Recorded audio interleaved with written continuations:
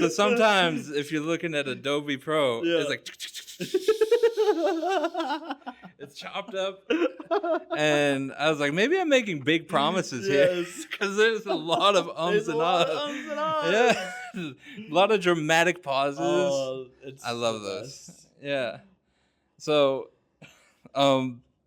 it's just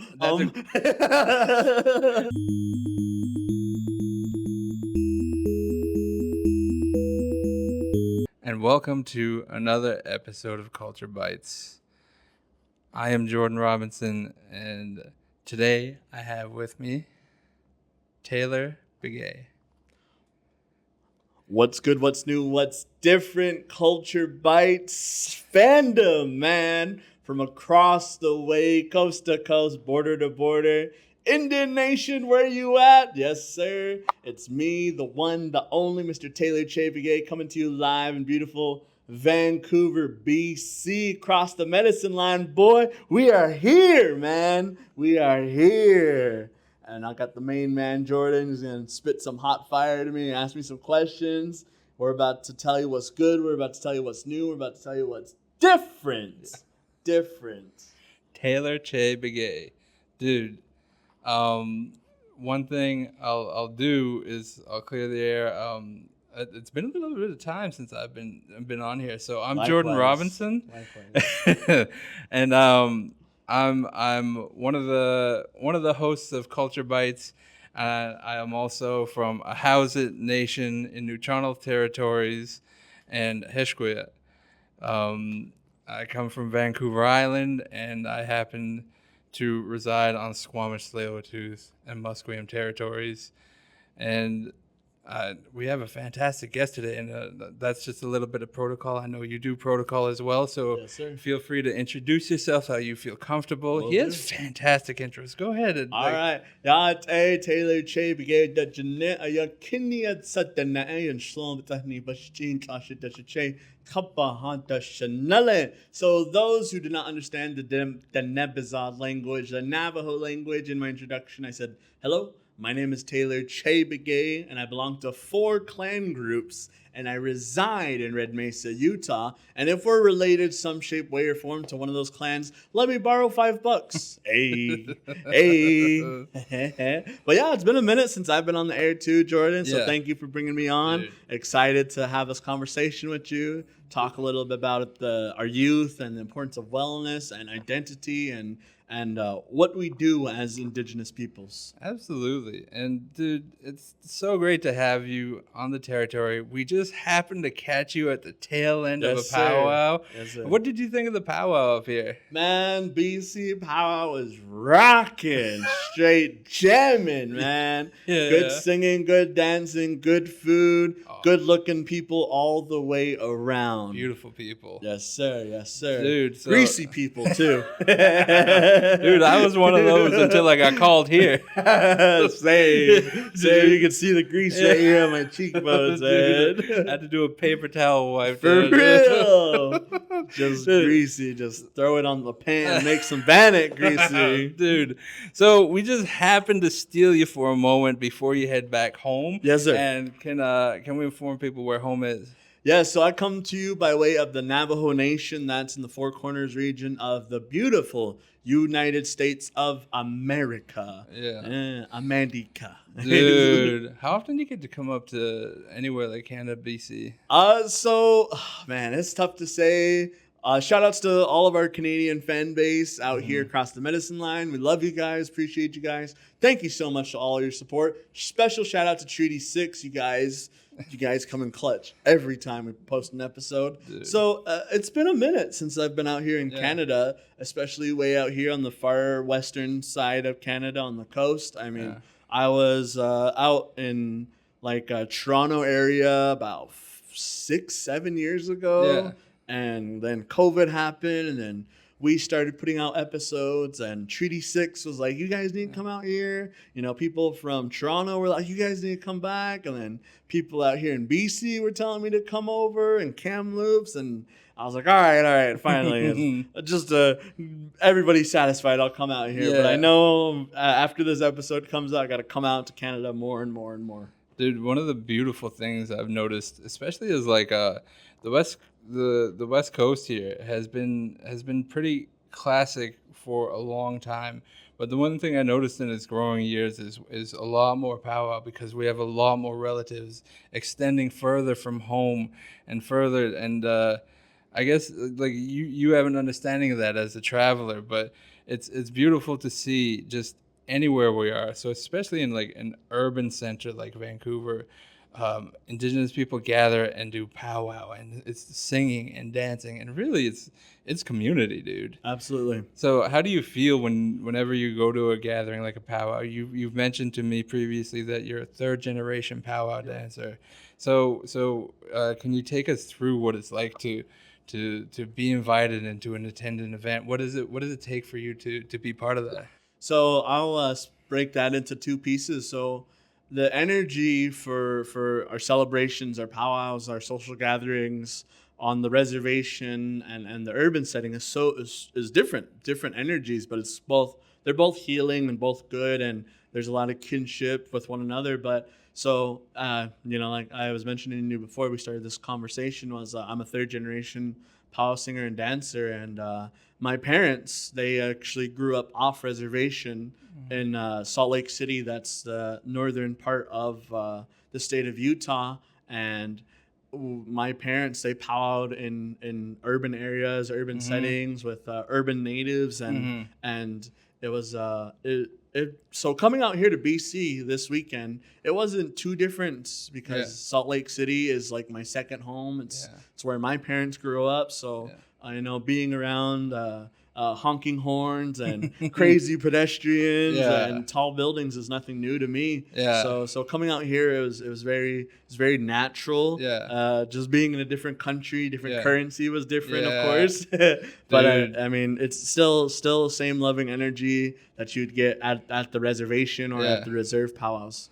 I love it, man. And these like places like big cities and all that, I think it's so important, especially for the young people, to be able to gather like this, to be able 100%.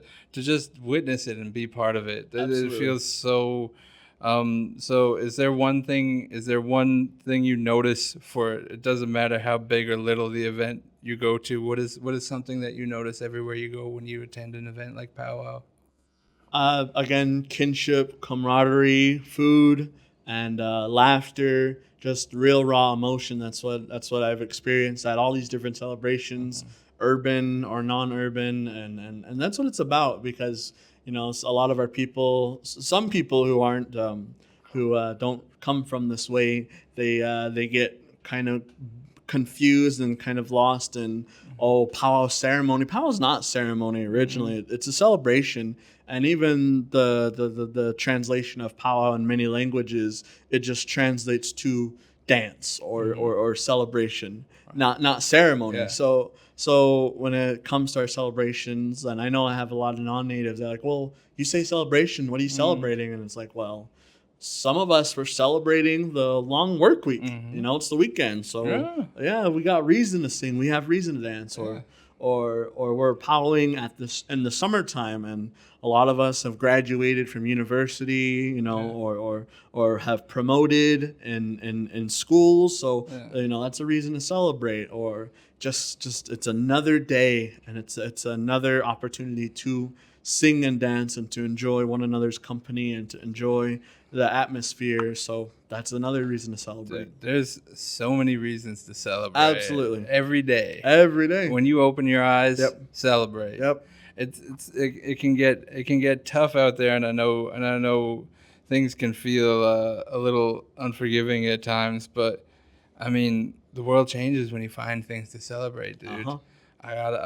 I didn't doom scroll this morning. Yes. Like I ate a little oatmeal instead of my hot dog for breakfast. Like there's reasons to celebrate. It doesn't even have to be that.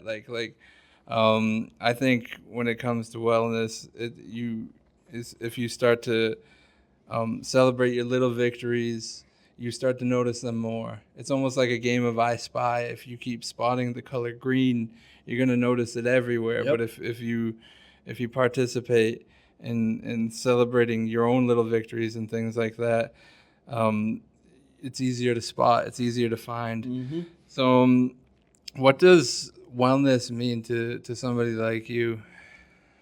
Wellness means a lot of different things, but I mean, first thing that comes to my mind is love. Yeah. Love of self, love of others, love of what you are, love of where you are, and love of where you're coming from. And I got that teaching from growing up. I come from a traditional household, and I was always taught that you need to pay attention to your self-image, and then how you project your image to others, and then the image of what you want people to see yourself, and then how you see yourself, if that makes sense. So there's levels of different things, just like how there's different levels of wellness. You can be physically well, you can be spiritually well, you can be, like well in all these other areas, but I mean, you gotta balance everything, because if you're too well over here, you might be out of balance over here. You gotta have all the boxes checked and all the levels in balance with one another. Life is about moderation. Yep. It's in all aspects of like the one thing we've discussed here in our circle is wellness tied to mind, body, and spirit. Yes. Just as you mentioned you hit those 3 notes, and I thought that was fantastic, because it's sometimes we can slack on one a little bit, or we can, as you said, concentrate on one too much. Whether the definition of too much, it's still like, these are things like, if we don't take care of the body, as I said, maybe I had some fresh fruit or oatmeal for breakfast. That's just a little attempt at a little bit better, and it's fuel for the day, because, man, I could start my day off with a bag of potato chips if you let me. I have. Dude, I know. Ramen noodles. Dude, at 10 a.m. it sounds fantastic. Yes. Until you're laying there like, oh man, what did I eat? Dude, you got that new blackhead on your nose, a new pimple on your forehead, just a little tummy ache throughout the day. Oh man, I think bologna's the worst, because you can smell it. You smell bologna in your pores. Oh my gosh, dude, man. yeah. Great. Oh, so it's one of those things where it's just those little increments at a time. Yep. And I think that's beautiful of you to share. So also, Taylor Cheii Begay, you are also a content creator. Yes, sir. Dude, I went and checked out some of your talk shows. You said you were saying it's a talk show. It's an Indigenous or Native talk show. Yep. And could you give a little explanation for it? Like, absolutely. It's been a little bit of time since you've broadcasted, but dude, it's fantastic content. It's still great videos and great interviews. Jordan. Yeah, it's been a year. The Cheii Show, we've been on a hiatus for about a year, and that's just due to my own decision, because of my mental health, because of my schedule, but most importantly, it's because I'm still on my higher educational journey. I just graduated with my associate's degree back in April. I just finished a very prestigious certificate program back in April 24 with a 4.0 GPA at Black Hill State University. Yeah. And it's actually a certificate in Indigenous health and wellness. So, dude, things lined up. So I'm qualified to talk about wellness, and, as a matter of fact. Yeah. And so that's why we've been on hiatus. And I forgot the question already. Oh no, I was saying explain. Okay. So the show a little bit. Yeah. So it's the Cheii Show. Yeah. For those who did not know, this is Cheii Show merch season 4. We did a collaborations with the Red Berry Woman, Norma Baker Flying Horse, and DT Visuals. There's also some imagery in the back. I don't know if camera can see that. Yeah. And the message we went with that year, the season 4 was amplifying Indigenous voices, and that's what we're all about. The Cheii Show. So the Cheii Show. It all happened back during the early days of the pandemic. There was a lot of there was a lot of hardship being passed around in the media with deaths, and everybody was unsure when they're going to go back to work or go back to school, and there was a lot of hardship out there on TV, Facebook, Instagram, YouTube. So I just felt the need in me to put something positive, to bring something to light, and I didn't know how to do that. I really did not know. I didn't even know where to start. I didn't know if I wanted to like make funny content. I didn't know if I wanted to make like random content, because like some of my aspirations as a content creator is like Filthy Frank. That's my idea of humor. It's so wacky. It's so random, and it's just but I mean, I knew like I couldn't do that, because that's just not who I am, and that's like a specific audience. Like I want to target as many Native youth as I can. So I knew I didn't want to do that. I knew I wanted to make something that meant something meant something, you know. And I was like, well, do I become a lifestyle content creator? And I was like, my lifestyle isn't really the greatest either.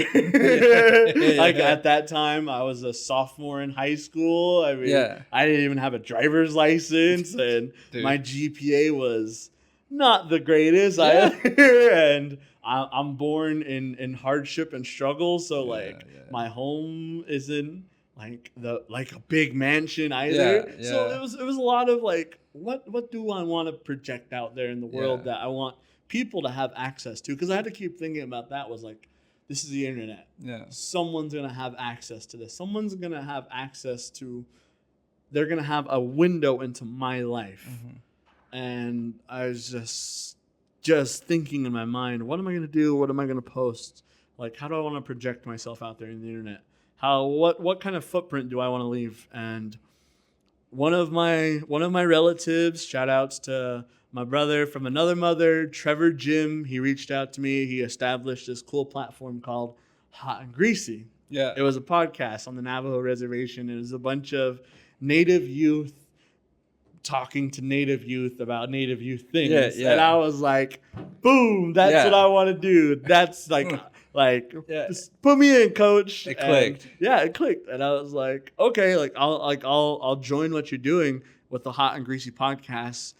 In return, I want you guys, because they had an established audience already. I said, in return, I want a time with.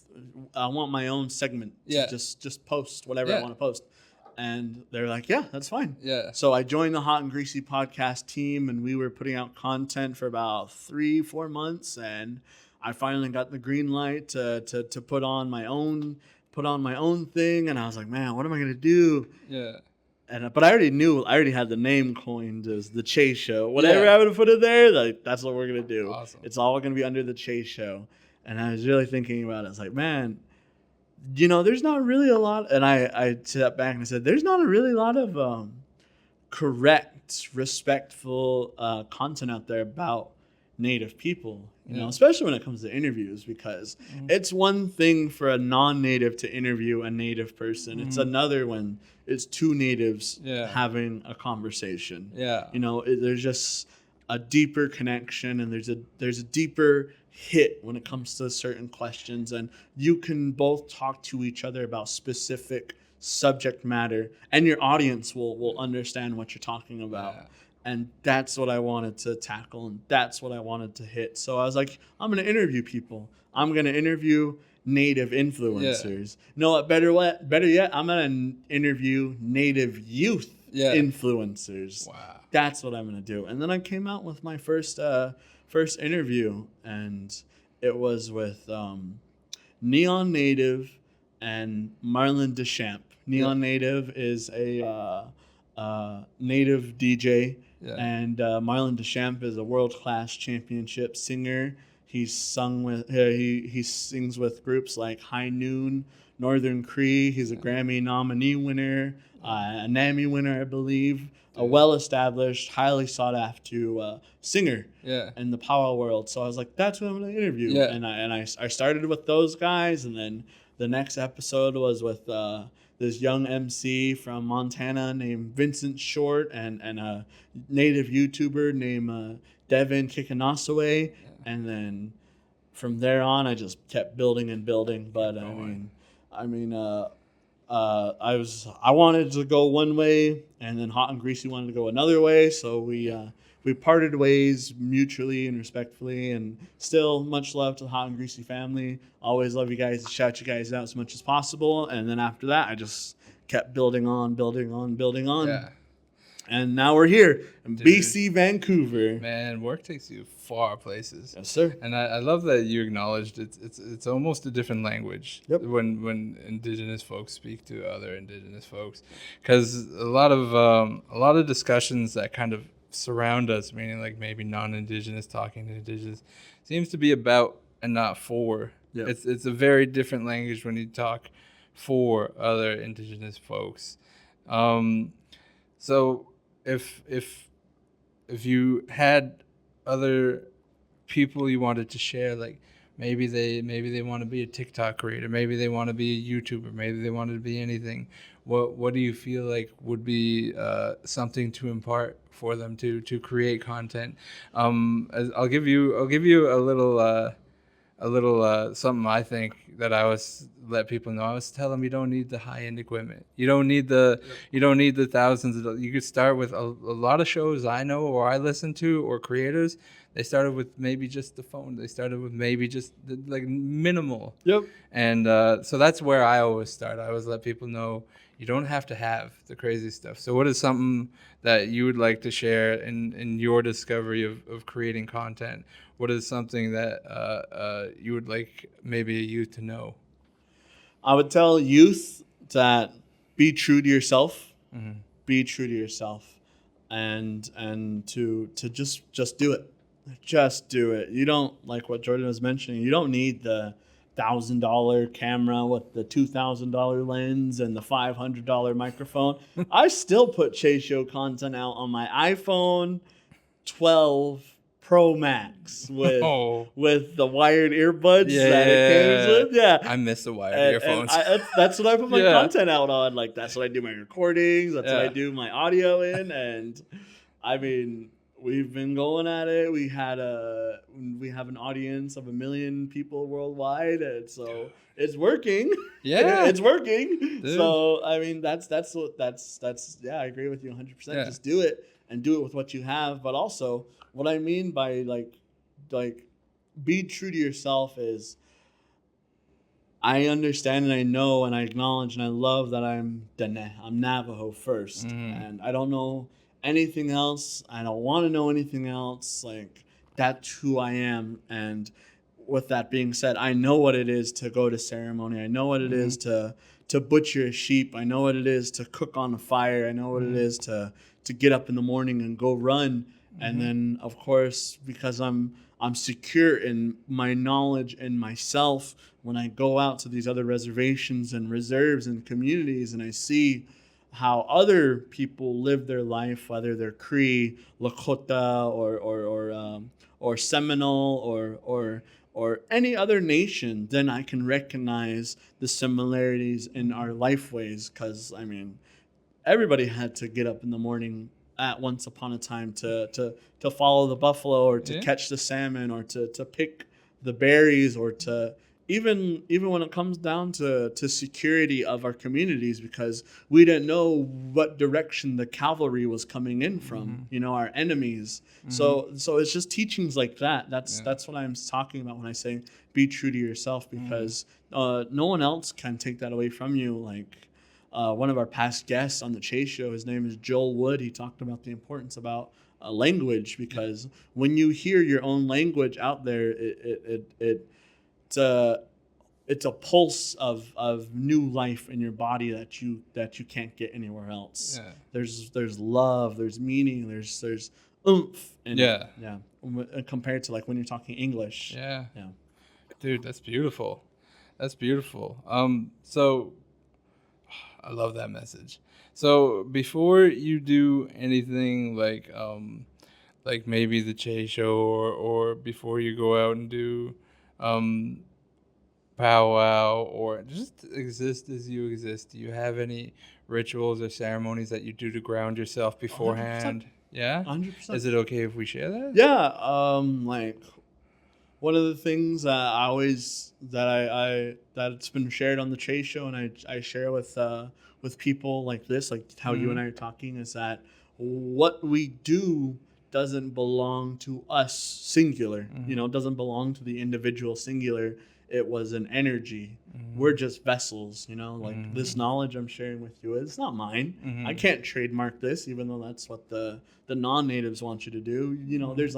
There's no TR, like knowledge drop, right, TR, right. TM, like that's Yeah. foreign to us, and it's still foreign to us. Yeah. Like, we don't know what that is. Absolutely. Like that, what they write in their legislation or in policy, like that's, no, it comes from something higher.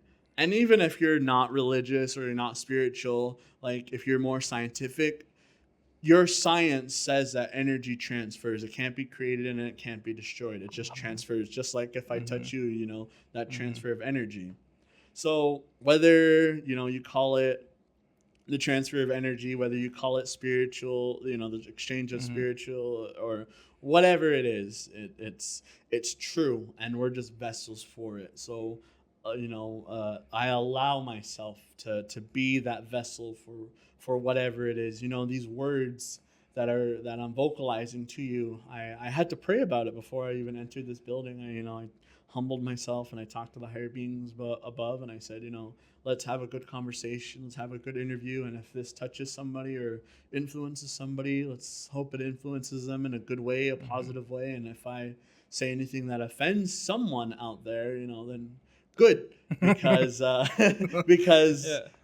it just goes to show that you cared enough about what we're listening or what we're talking about to listen to, if that makes sense. It created a feeling. Yeah. It created a reaction. You're actually participating to feel what you feel, whether it be joy or anything like that. Yep. Yeah. Dude, that's fantastic. Yeah. Yeah. So in all this time and all this the interviews and the conversations you've had, what did you feel in your growth and being able to expand your voice? What is something that you picked up for yourself? Filler words. Oh my gosh. Filler words. Yeah. is like number one. Yeah. The most craziest thing, like impactful thing in conversation, communication that anyone could learn about. Like is a filler word, but even ums and ahs, that's a filler word. Dude. But is a filler word. So whenever I have people who are like, for example, people who are learning how to communicate publicly, they ask, what's some tips and tricks? And I say, pay attention to your filler words. Yeah. It's just better if there's silence, awkward silence, for however long, because it allows your audience to kind of draw in, and it allows whoever you're speaking to catch up in the conversation. Also, it just makes you as the communicator sound more confident and more assured in what you're communicating. Oh, goodness. It's so frustrating when there are people on these stages and they say, my name is I'm from my education is Your name is not you are not from your clanship is not okay? Your name is so-and-so. You are from somewhere. You belong to these people. You are not okay? I'm from the like nation. Yes. Oh, goodness. So if you have a problem with filler words or my professor taught me, write them down. Write them down. Yeah. And just keep a mark of how many ums. I remember I was at a powwow and I wrote down 5 times I said. I was at a different powwow. I wrote 15 times I said. And I just work on it. Yeah. You know, you just work on it, and until you create a nice flow and you create an atmosphere to where you can just communicate and talk confidently and freely. And everything I've said, I mean it, true and true. Absolutely. There's a funny story. I'm gonna, because I produced for a podcast before, and we've had plenty of guests. And one of my things that we had a little conversation before recording this podcast, and it's just a nice introductory, know what we're going to talk about and things like that. Give a little breakdown of what it's going to be like when we lead up to the episode release, et cetera, et cetera. But we used to do the preemptive interview, and I'd let people know, don't worry about your ums and ahs, because I'm going to edit that out. So as an editor, so sometimes if you're looking at Adobe Pro, it's like it's chopped up, and I was like, maybe I'm making big promises here, because there's a lot of ums and ahs. Yeah, a lot of dramatic pauses. Oh, I love those. Yeah. So, it's just I just seen the 30-minute sign, and it made me skip a beat. Dude, fantastic piece of information. Once again, let's do the count. It really does make you think about how you approach anything. Yeah. Because if you're speaking to a family member, if you're speaking to an elder, if you're speaking to anybody that means anything to you, you really do have to be truthful. Yep. And to be truthful is to not speak indirectly, or to not, there's only one way, and it's through. There's nothing over, there's no going around, there's no going under. Yep. It's just straight through.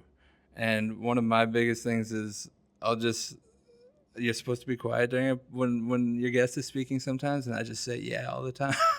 Yeah. That's how I am. Yeah. That's great. Yeah. Exactly. On the Cheii Show, we do knowledge bomb. Oh, I love knowledge bomb. Maybe Jacob can knowledge bomb. But dude, so fantastic. Yeah. I loved the way you interviewed. I loved the platform. It's been a bit of time since you're recording, but I still suggest go out and check out social medias. What's the social media plug? At Taylor Cheii Begay on Facebook. That's the main stage, as well as at Taylor_Cheii_Begay on the Instagram. That's where you'll find all of our content. And the reason why I want to add on to the being aware of is because does not just affect how you communicate to others, but affects how you communicate to yourself. That's where is detrimental, and especially in Native people, because we as a people were the first peoples, and other people seek us for our knowledge and what we have available to us. So when we have to look ourselves in the mirror and say, this is what I'm going to do, but when you throw that in there, it just messes the whole thing up. I'm going to have a good day. I'm so-and-so. I heard stories that elders used to really, really ponder on an answer to a question. So there would be no time for delays or things like that. You had to be sure of what you were saying. So they would take time, and they would meticulously just, this is what it is. Yeah. So they would take their time, and they'd answer or think about, maybe it's a teaching or a story or anything like that. It would come with just a lot of love and thought behind it. So that's a message I could really get behind. Yeah. Word is bond. Absolutely. Word is bond. So speaking of messages, if there's anybody you'd like to leave a message for, anything you'd like to impart, it could be, once again, a teaching, a story, or something you'd just like to share with youth or anybody in specific. What is one last message you'd love to share?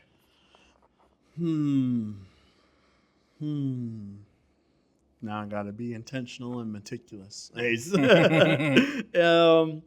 My message always to our audience and to the people that we talk to is be true to yourself, and it's also to love yourself. It's also to love others like you love yourself. It just sounds real biblical, but also there's my own.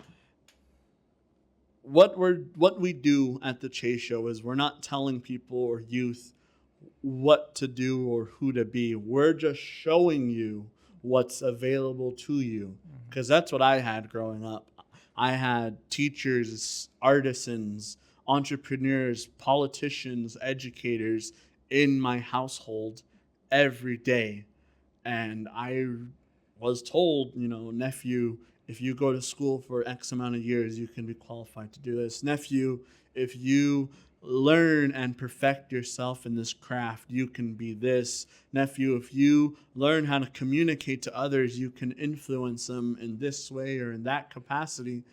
And I realize not everybody has that availability. So what we do at the Cheii Show is we bring that encouragement, we bring that level of awareness to these households, not just for the Native youth, but also the parents, grandparents, aunties and uncles, and big brothers and big sisters of Indigenous, First Nations, Native American relatives. So that way they can be like, oh, so-and-so comes from a reservation, but they're this influencer with millions of followers, or so-and-so comes from hardship and they're a leader or an ambassador for their nation, or so-and-so comes from an urban city and they're fluent in their language, or so-and-so this or so-and-so that. It's just to show and to put to rest everybody's unsureness and everybody's sense of hesitation, because Native people, we are taking up spaces. Native people, we are finally being recognized by others that we have been in the game since time immemorial, man. I mean, we are the people. We are the first people, and that's what we express, and that's what we try to instill in our audience at the Cheii Show is you don't need to be someone else. Be you, because you are unique. Your language is unique. Your features are unique, and the role and responsibility that you have in this life or the next is yours. It's up to you, the individual, if you're going to take it up or not. Just like this knowledge that we're sharing, and just like all the knowledge that's been shared with this platform and this podcast, it's up to the individuals to choose if they're going to take it or leave it. Mm-hmm. Beautiful.